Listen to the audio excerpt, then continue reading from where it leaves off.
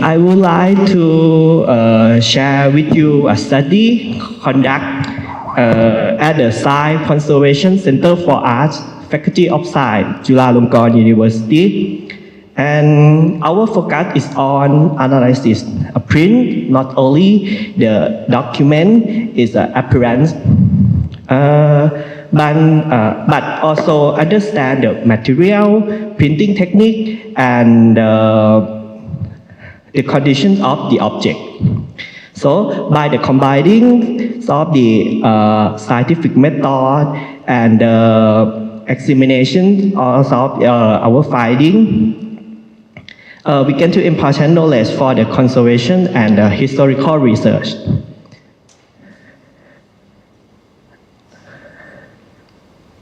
Okay. To study of the image, which are while the keeping is safe, we use the numbers of the non-destructive method. First, we carefully remove the frame so we could examine the prints without the causing of any damage. Then we measure the axis of the poster to record its scale. And next, we carry out the detailed visual inspection, looking at the surface, structure, and any signs of wear or the change.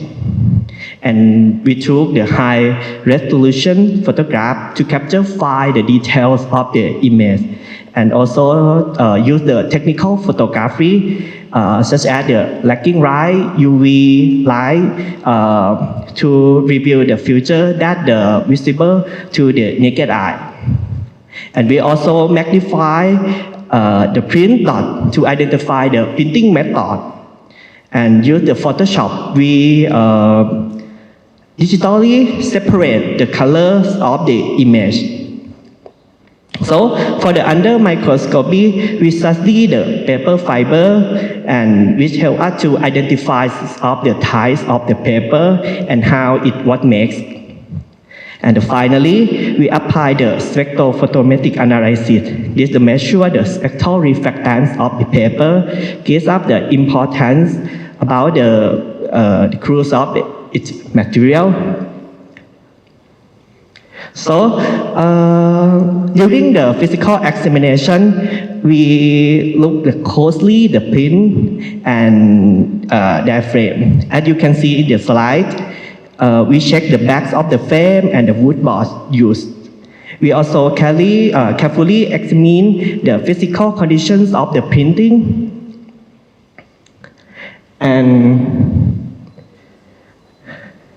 Okay, the first one is the printing technical study. Now, let's talk about the basics of the printing. The most modern of the printing include this print. They use the four main color CMYK, cyan, magenta, yellow, and black, which we call CMYK. By the combining is the four color, we can create a full range of the color. You can see the color built up in this slide to print the back, and then black combine the cyan, and after that the black, cyan, magenta, and the last one black, cyan, magenta, and yellow is the full range of the image. So you can see of the printing machine. Okay, this photo were produced by using the specific techniques we call the offset printing. And here you can see is the printing machine. They are a large industry machine designed for the mass production. And the one key of the offset printing is use the skin dot. If you look at the closely of the prints, the image under the microscopy, you can see this the tiny dot of the color. The color cyan, magenta, and yellow and black are laid down in the specific pattern to create the final image. And Another important aspect this printing technique is the skin angle. The skin angle to show you in the slides is printed in the different angle as you can see. The typical angle are the 15 for the cyan and 15 for the cyan, 45 degree for the black, 25 degree for the magenta, and the last one either 90 or the 0 degree for the yellow. And we were able to confirm this the specific angle in our analysis of this print.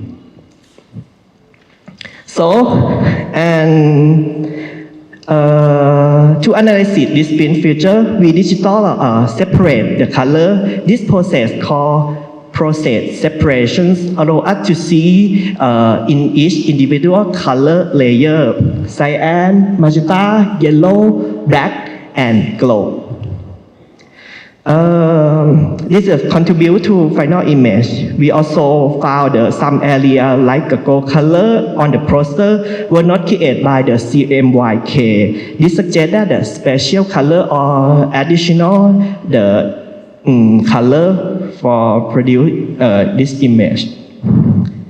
And one study also looked at the production process of the poster. We found that the poster were likely printed onto the single largest sheet of the paper at the same time. This is a common practice in the printing to save time and the material. And the final section, we look at some important detail. First, again, directions of the paper. This is just way to the paper fiber laid down on this on the paper. This helps us to understand how the paper was made and which way it fit into the printing machine. Next, we analyze the impositions. It's how to the two posters were arranged on the largest sheets of the paper.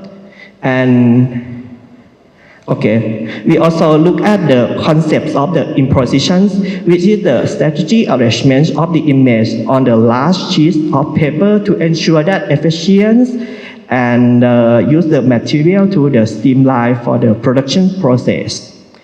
The evidence we suggest that the two posters were initially printed on the single largest paper. This method not only to save time but also significantly reduce the material waste. So in our examination,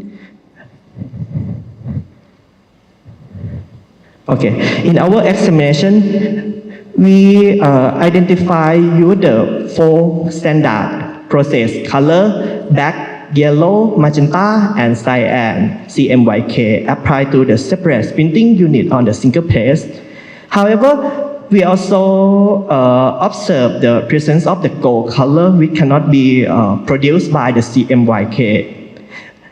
This suggests either use the additional printing unit with the glow or the second part to the press. With the current data, we cannot determine the exact method used. Feature testing and the analysis would be required to confirm how the goal was applied. And now, to continue with our finding, I would like to hand it over to my colleague, Dr. Nawarat Kaew-on, who will be discuss on the material characteristics that we study in our analysis.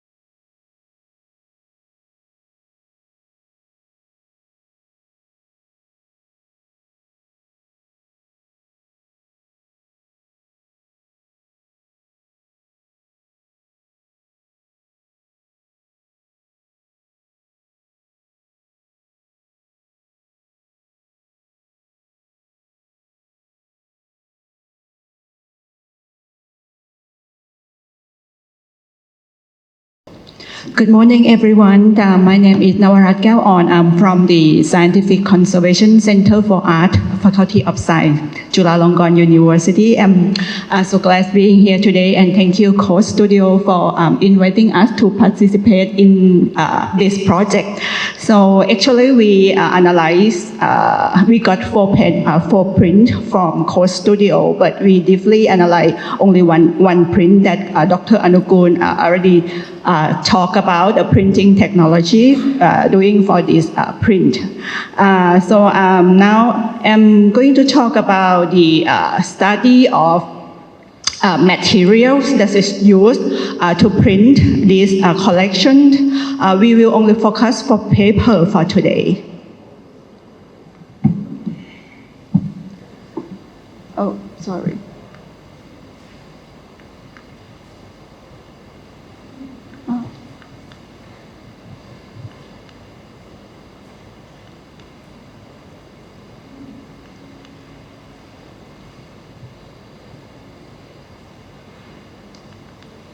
Okay, we firstly start with the visual inspection. We carefully conduct once again focusing on the paper, and we found that the paper exhibits a general uniform light brown tone, as you can see, with some area appearing darker, like that. Some areas still appear whiter, some area appear like brownish or more darker, and then there are visible tears and water-like stain, along with scattered brown spots of varying density across the surface. Like this area that looked like it was damaged by water or high humidity, and then some area just happened, torn area is torn. And if we look at the torn area, we will find that the color of the paper is whiter than other area. This is possible that this color of paper support, maybe it is original one, or it look like this when it was first produced. And then our talk is about to focus, and we have a perspective from scientific and conservation. So I will a little bit focus on about the brown stain on the paper. Okay, and then we found.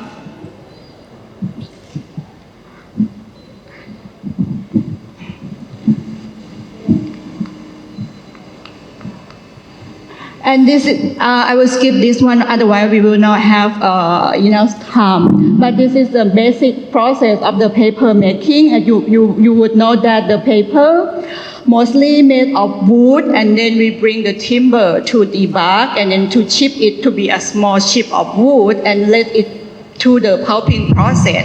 In the pulping process, the wood chip will be separated into the cellulose fiber. And after that, there is a bleaching and cleaning and additive and blending process. This process is kind of important because some more additive or chemical will be added to adjust the property of the paper that we will talk in the next slide, that what we found about the additive that is added to this paper. And then after this bleaching, cleaning, additive and blending, it moves to forming, pressing and drying. That means it will move out the water from the paper and move it to roller and then cutting. This is just normal process for paper making. And then we, after we got the result from the visual inspection, we further employ the technique that we call technical photography to obtain a high resolution image and a set of technical image which can present some evidence that cannot be seen by naked eyes under normal light. A common technique that we use to analyze this paper included the UV fluorescence, to observe the hidden evidence, and then visible light to enhance the color contrast or damage visibility. For this print collection, we expected to we expected or we assume that we might find something like a watermark on the paper that can say brand of the paper or some information about the paper like year of produce, something like that. That was just expectation before we start to do the process. Or we expected to see the paper appearance under the UV light, which is we cannot see by eye under the normal condition. And then damage, fading or stain that might happen clearly under the UV light. And brown stain that maybe fluoresce to UV or not fluoresce to UV. Also, normally the UV light or technical photography can tell us something that as what intervention previously or it was restored before. In conservation field, if we have painting and it was repaired or restored before, we cannot see by eye for now. But when we do this technique, we will see that. So this is the result of using the technical photography. When we say VIS or with image, that means the image that is taken under the normal light, okay? And when we say the UVF, this is the image or the photo we obtain from the UV fluorescent technique. What we found here, we found that the paper has no fluorescence under UV light. That means there is no optical brightening agent or OBA detected, and there is some sign of damage and foxing. Foxing that means the brown stain or the yellow stain found on the paper. So if you look at this, you will see this one like some damage of the paper appear darker under the UV image, and then some water stain or water light stain that appear darker under the UV light, and then the foxing or the brown stain that happen darker under the UV light. So let me talk a little bit more about what is the OBA, because in this paper founding, the OBA present as the key material to say something about industry of this paper. The OBA is the chemical added to the paper to make it look whiter or brighter, and it's absorb invisible UV light and emit visible blue light, reducing the paper natural yellow tone. What that means? That means that if we want to make the paper whiter or brighter, only normal process or bleaching process of making paper cannot make it whiter like that. So we add the OBA in the paper to make it brighter. And then it is used in modern paper to give a bright, clean, white appearance. And then it's often found in commercial printing paper, packaging paper, and office paper. So let's look at this. This is the paper under normal light. We don't know that it's as OBA or not, but when we look it under the UV light, it will fluoresce the UV. Fluoresce light, it emits the blue light that we cannot obtain by eye. So if we look at this photo, we can compare with our print that we analyze that there is no fluorescence of the UV light.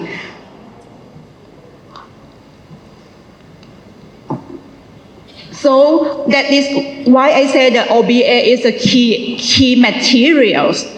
Let's take a look a little bit about the brief history of using OBA. OBA, before 1900, the paper had a natural yellowish tone, no OBA used. So if the paper produced before 1900, it is yellow tone. And since 1910 to 1930, synthetic OBA were first developed in Germany for the textile industry.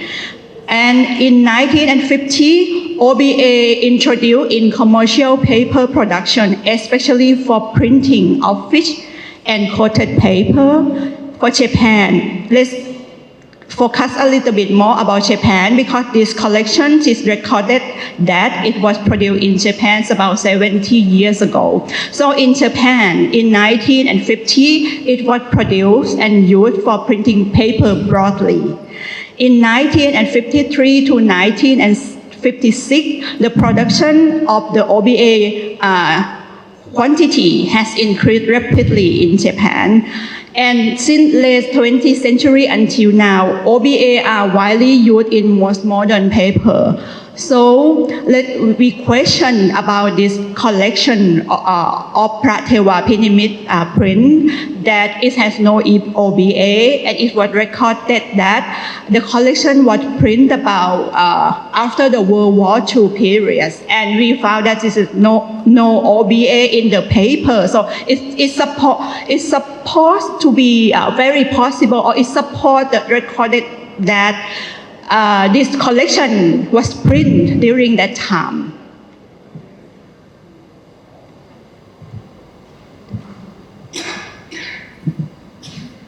And then let's move on to see this thing we found. Okay, because we are the conservation officers, so we kind of focus about something happened wrongly on the material or on the artwork. So we will closely focus in this analysis. We closely focus on the foxings of brown stain, as it appears throughout the paper in varying degree. This stain significantly affect paper overall color and appearance. You see that, the brown color or the yellow color. And if you have a collection of paper or art made by paper, you will see this thing and appear and annoys your collection, right? And then we use ultraviolet once again to observe how the foxing area respond, which can provide general insight into their possible cause. And additionally, we aim to identify areas with minimal foxing in order to use them for further material analysis and testing. Okay, this is the foxing apparent under the UV light that in general, the foxing or the brown stain that happen on the paper or on the canvas, like canvas painting or paper painting or book or whatever paper or cellulose fiber things, it caused by two major factors. The first one is the metallic impurity. Why metal or why โลหะ was on the paper? ทำไมมีโลหะบนกระดาษ? Paper may contain iron or other metal particle from production. Over time, this metal oxidize, causing brown spot. And then this brown stain on the paper can also happen because of fungal or mold growth, like in humid or improper storage. Fungi or mold can grow on paper fiber, producing enzymes and waste that stain the paper. So, and most cases often by these two factors work together. So we observe that the foxing on the paper, this collection, did not fluoresce to UV. This has a meaning. If the foxing did not fluoresce to UV, it showed that its major cause is only caused by metallic oxidation rather than by fungal activity. I talked about the paper making process previously, that the wood is cut to a small chip and then make a pulp, and then during the process they need to use water, and they bring water to the process. Metallic or the contamination of the metal can come together with the water from the pipe or even in the printing process, that they have water or something come with the ink can cause this brown stain on the paper. And this collection from 4 print that we got, we found that the brown stain happened throughout the surface. So, besides the study of this boxing, we also study we call the optical refractance of the paper.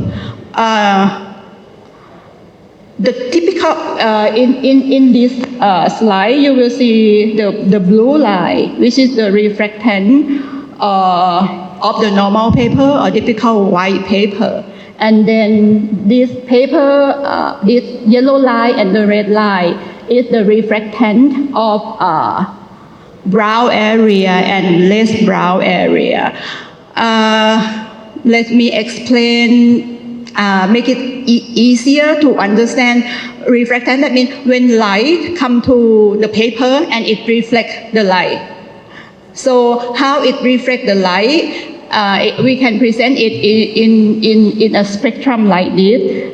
If we look at this is we call the wavelength of the light that we can see by eye, or we see visible light, like this, we can see by eye, and this is, in terms of scientific, this is how it look like, okay? So this means this paper reflect the light in a long region wavelength, present that it is brown. It's not that white and it not reflect that much visible light. It present brown. And this normal paper, this is our print, this one, okay? And we also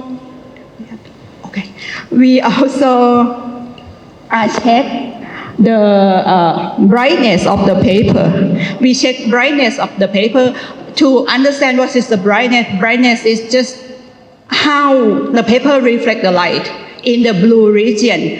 A little bit different from the optical refractance in the previous slide, because to check the brightness, we only focus at one wavelength, okay? And then we compare the brightness, how it bright or how it white.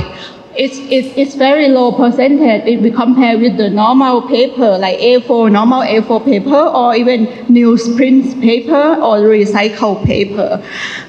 In this case, we assume that low paper brightness can be caused by several factors, such as the use of low quality materials, or incomplete bleaching process, or deterioration due to the age and environmental condition. In this case, we assume that the paper has low brightness is due to aging and maybe improper storage, because it was printed 70 years ago, and it's long time, long enough, more than enough to make it turn to yellow or turn to brown. And if it has been kept in not a proper condition, the brightness can be very low like this. Okay, so based on the entire study, we assume that the print, when it first created 70 years ago, would have appeared as seen in the reverse image. This one should be the print appearance about 70 years ago. And after the time has changed, day by day, year by year, 70 years, it turned to this color.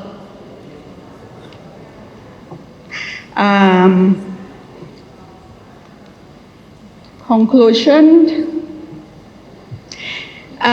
Imagine that about 70 years ago, that someone had decided to publish this series of Buddha life illustrations using Japan's advanced printing technology after the World War II period. This showed not just only technical ambition, but also deep respect for Buddhism. This careful use of beautiful image was a key effort to share Buddhist teaching and preserve the faith for future generations. The careful preservation and ongoing study of this work, together with future research and conservation efforts, are essential to honoring and maintaining the original vision and dedication of both artists and the printing house. This action ensure that their meaningful intention continue to inspire and to be appreciated by generation to come.